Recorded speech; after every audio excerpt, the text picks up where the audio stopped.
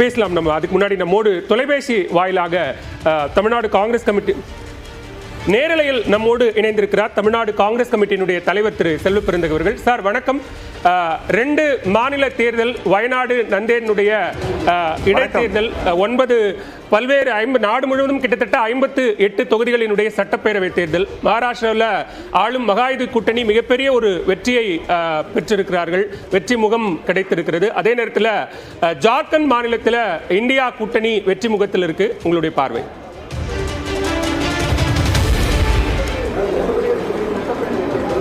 ஜார்க்கண்டில் வெற்றி பெற்றிருக்கிறோம். இந்தியா கூட்டணி ஆட்சி அமைக்கப் போகிறது. வயநாடுல எங்களுடைய தேசிய பொதுச் செயலாளர் அன்பு சகோதரி பிரியங்கா காந்தி அவர்கள் பெருவாரியான வாக்கு வித்தியாசத்தில் வெற்றி பெறுவார் என்று முடிவுகள் வந்து கொண்டிருக்கின்றன. அதே நேரத்தில் மகாராஷ்டிரா தேர்தலில் என்ன நடந்தது என்பதை இப்பொழுது ஆய்வு செய்து கொண்டிருக்கிறோம். பின்னடைவு எப்படி ஏற்பட்டது, என்ன காரணம் என்று. குறிப்பாக சொல்ல போனால் 2 தினங்களுக்கு முன்பு தேசிய தேர்தல் ஆணையத்தின் முன்னாள் தலைவர் குரோஷி அவர்கள் ஒரு பேட்டி கொடுத்திருந்தார். அவர் என்ன சொல்லுகிறார் என்றால், கடந்த காலங்களில் பேலட் பேப்பர் பயன்படுத்தும் பொழுது அந்த எண்ணிக்கை சதவிகிதம் எவ்வளவு 6 மணிக்கு போல் ஆகியிருக்கிறது, வாக்குப்பதிவு நடைபெற்றிருக்கிறது என்பதை துல்லியமாக கணக்கிட்டோம். ஆனால் இப்பொழுது இவிஎம் இயந்திரத்தில் ஏன் துல்லியமாக கணக்கிட முடியவில்லை?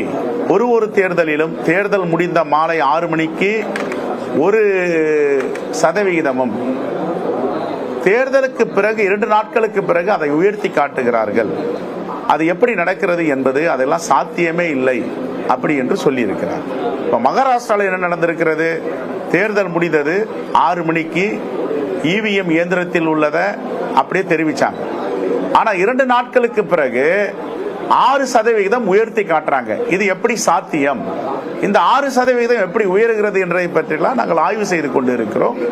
ஆகவே இந்த பின்னடைவை நாங்கள் ஏற்றுக்கொண்டு இதற்கான என்ன காரணங்கள் என்பதை ஆய்வு செய்ய இருக்கிறோம். என்னென்ன நடந்தது என்பது தெரியும். மதத்தை பிளவுபடுத்தி தேர்தல் பரப்புரை, அதானியுடைய பணம், எல்லாவற்றையும் ஜனநாயகத்தை வென்றெடுக்குமா என்பதை ஒரு கேள்வி.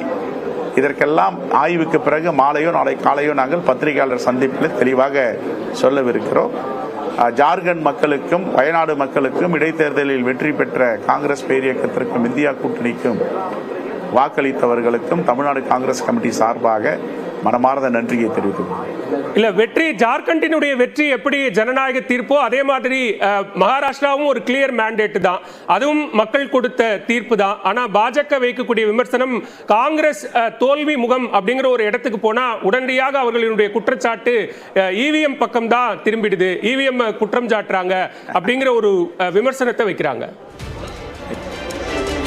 இல்ல இந்த கேம் வந்து எங்களுக்கும் தெரியும். அவங்க என்ன செலக்டிவ் ஸ்டேட்ஸ் எல்லா இடத்துலயும் இப்ப ஜார்க்கண்ட்லயும் இது மாதிரி பண்ணிருந்தாங்களோ அம்பலப்பட்டுருவாங்க. செலக்டிவா எந்த ஸ்டேட்ல கை வைக்கணுமோ அங்க கை வைப்பாங்க. இப்போ இந்தி பேசும் மாநிலங்களை கடந்த தேர்தல் பீகார், ஜார்க்கண்ட் அந்த பகுதியில் கை வச்சாங்க. தமிழ்நாட்டில் கை வைக்க முடியல, ஏன்னா அம்பலப்பட்டுருவாங்க, தெரிஞ்சு போயிடும். அதனால செலக்டிவா எங்கெங்கெல்லாம் இந்த தில்லு முள்ளு பண்ண முடியும், இயந்திரத்தில் விளையாட முடியுமோ, இவிஎம்ல எல்லாம் பண்ணிட்டு இருக்காங்க. இது எல்லோருக்கும் தெரியும். இப்போ மகாராஷ்டிராவை பொறுத்த வரைக்கும் மகாவிகாஸ் அகாடி, நீங்க சற்று நேரத்துக்கு முன்னாடி சொன்ன மாதிரி கர்நாடகாவிலும் தெலங்கானாவிலும் முன்வைத்த 5 முக்கிய முழக்கங்களை போல இங்கேயும் 5 முக்கிய முழக்கங்கள் முன்வைக்கப்பட்டது. விவசாயிகளுக்கு, இளைஞர்களுக்கு, பெண்களுக்கு அப்படின்னு கிட்டத்தட்ட திராவிட மாடலை பின்பற்றிய பல திட்டங்கள் நீங்க அங்கேயும் மகாராஷ்டிராவிலும் அறிவிக்கப்பட்டிருந்தது. ஆனா கூட்டணியில் இடம்பெற்றிருக்கக்கூடிய காங்கிரசுக்கு மிகப்பெரிய ஒரு பின்னடைவு அப்படிங்கிறதையும் நம்ம பார்க்கிறோம். அதை எப்படி புரிஞ்சுக்கணும்? அதுதான் இந்த பின்னடைவு எப்படி ஏற்பட்டதுன்றதான் நாங்க ஆய்வு பண்ணிட்டு இருக்கோம். நாங்க தான் தெளிவா சொல்றோமே, நாங்க சொல்லல. எதிர்கட்சிகள் சொன்னா காங்கிரஸ் இவிஎம் பத்தி சொல்றாங்கன்னு சொல்லுவாங்க, மகா விகாஸ் கூட்டணி சொன்னா இவங்க எதிர்கட்சின்னு சொல்லுவீங்க. ஆனால் முன்னாள் தேர்தல் ஆணையத்துடைய தலைவர் குரோஷி சொல்றார், இந்த 6 விழுக்காடு மகாராஷ்டிரால எப்படி இது 6 விழுக்காடுக்கு மேல இன்க்ரீஸ் பண்ணி காட்ட முடியும்? தேர்தல் 6 மணிக்கு முடிகிறது, தேர்தல் நாள் அன்று ஒரு வாக்குப்பதிவு எத்தனை சதவிகிதம் இத்தனை கோடி வாக்குகள் பதிவாகி இருக்கின்றன என்று வெளியிடுகிறார்கள். 2 நாட்களுக்கு பிறகு எப்படி 6 விழுக்காடுக்கு மேல் அதை அந்த வாக்குப்பதிவை யார் செய்தது? அதுதான் கேள்வி. ஆகையால நாங்க இவிஎம் குற்றச்சாட்டுறோம், தேர்தல் ஆணையத்தை குற்றச்சாட்டுறது வேற. எதிர்கட்சிகளுடைய கடமையை செய்யறாங்க. ஆனா தேர்தல் ஆணையத்தின் மேலாள் தலைவர் குரோஷி அவர்கள் இந்த கருத்தை எப்படி சொல்றார்? அதுல உண்மை இருக்குல்ல? இல்ல, இப்போ பாஜகவோ அல்லது அரசியல் திறனாய்வாளர்களோ வைக்கக்கூடிய இப்போ இந்த தேர்தல் முடிவுகளின் அடிப்படையிலான விமர்சனம் என்ன அப்படின்னா, மாநில கட்சிகளோடு சேர்ந்து காங்கிரஸ் கட்சி அவர்களினுடைய வாக்கு சதவீதத்தையும் குறைத்து விட்டது, அவங்களுக்கு கிடைக்கக்கூடிய பாரம்பரிய வாக்குகள் கன்சாலிடேட் வாக்குகளை கூட குறைத்து விட்டது, சோ அதற்கு காங்கிரஸ் காரணமாயிடுச்சு அப்படிங்கிற ஒரு விமர்சனத்தை வைக்கிறாங்க. அப்ப கர்நாடகாவில் இதை சொல்லுவாங்களா? தெலுங்கானால சொல்லுவாங்களா? இமாச்சல்ல சொல்லுவாங்களா? தமிழ்நாட்டில் 40க்கு 40 வெற்றி பெற்றவங்க சொல்லுவாங்களா பாரம்பரிய வாக்குகள் காணாம போயிடுச்சுன்னுட்டு? பேசுறதுக்கு ஏதாவது பேசணும். நான் என்ன சொல்றேன், மத ரீதியான இந்த வாக்கு வங்கி எவ்வளவு காலமாக நீங்கள் பிளவுபடுத்த முடியும், தக்க வைத்துக் கொள்ள முடியும்? அதானியை எவ்வளவு காலம் பயன்படுத்த முடியும்? இதெல்லாம் ஒரு கேள்விதான். ஜனநாயகத்தை மீட்டெடுக்கத்தான் எல்லாம் போராடிட்டு இருக்கோம். ஜனநாயகத்துக்கு எதிராக எவ்வளவு நாள் இவங்களுக்கு போர் புரிய முடியும்? ஆகையால் ஜனநாயகமா சர்வதிகாரமா என்றதுக்கு முடிவுகள் வரும். 58 சட்டமன்ற தொகுதியினுடைய இடைத்தேர்தல் முடிவுகளை நம்ம அடுத்து வரக்கூடிய தேர்தல்களுக்கான, குறிப்பா பீகார் சட்டமன்றம் அல்லது டெல்லி சட்டமன்ற தேர்தலுக்கான ஒரு முன்னோட்டமா பார்க்க முடியுமா?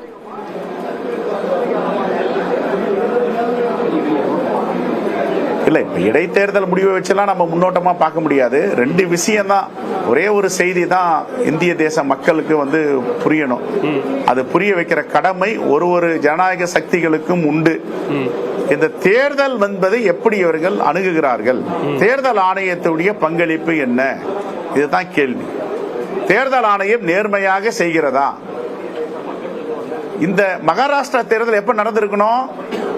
ஹரியானா தேர்தலோட ஒட்டி நடந்திருக்கணும். 3 மாதம் ஏன் தள்ளி நடத்துறாங்க? என்ன காரணம்? என்ன காரணம்? ஏன் சார், ஜனநாயகம் இருக்குல்ல, தேர்தல் ஆணையம் ஹரியானா கூட சேர்த்து தானே வச்சிருக்கணும். டியூ டேட் இல்ல அது.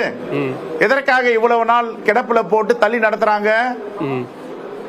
செய்ய வேண்டிய தில்லு முள்ளு எல்லாத்தையும் செய்யணும், செஞ்சு முடிச்சிருக்காங்க. ஆனா எவ்வளவு காலம் இதை ஏமாற்ற முடியும்? பொறுத்திருந்து தான் பார்க்கணும் நாம. ஓகே, மிக்க நன்றி திரு. ஹரியானா கூட சேர்த்து நடத்தல இந்த தேர்தலை. ஓகே, என்ன காரணம்? நிச்சயமா நன்றிங்க, மிக்க நன்றி. இணைப்பில் உங்களுடைய கருத்துக்களை எங்களோடு பகிர்ந்து கொண்டமைக்கு நன்றி. நம்ம இடைத்தேர்தல் முடிவுகள் தொடர்பான அண்மை செய்தியை தற்போது வந்திருக்கக்கூடிய லேட்டஸ்ட் அப்டேட்ஸ் அப்படிங்கிறதையும் நம்ம பார்க்கிறோம்.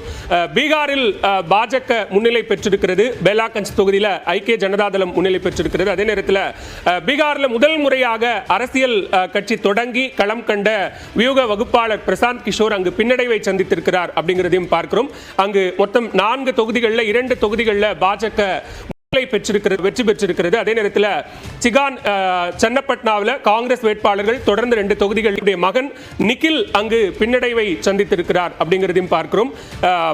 எம்பி தேர்தலில் போட்டியிடுவதற்கு குமாரசாமி சன்னப்பட்னா தொகுதியில் தான் அங்கு அப்ளை பண்ணியிருந்தார் அப்படிங்கிற ஒரு தகவலையும் பார்க்கிறோம். திரு சுமன் ஸ்ரீராமன் சில விமர்சனங்களை, குற்றச்சாட்டுகளா திரு செல்வ பெருந்தகை முன்வைக்கிறார். தேர்தல் தாமதமாக நடத்தப்பட்டது அப்படிங்கிற ஒன்று, கடைசி நேரத்தில் இந்த வெல்ஃபேர் ஸ்கீமுக்கான அனுமதிகள் கொடுத்தது அப்படிங்கிற விமர்சனங்கள், அதை எப்படி பார்க்கணும்?